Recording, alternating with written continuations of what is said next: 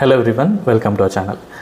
நீங்கள் சாப்பிட்ற salt, spicy, pickle இதனால தான் உங்கள் பிளட் ப்ரெஷர் ரைஸ் ஆகுதுன்னு நினச்சிட்ருக்கீங்களா? ஆமாங்க.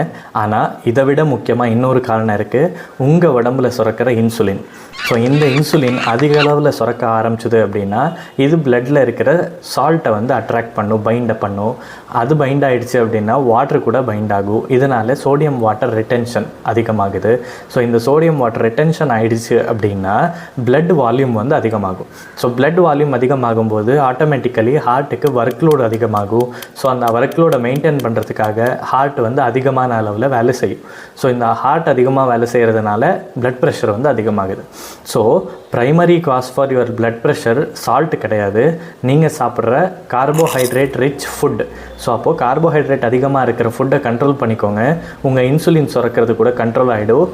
அதோட பிளட் ப்ரெஷரும் கம்மியாகும், பிளட் சுகர் கூட கம்மியாகும். தேங்க்யூ.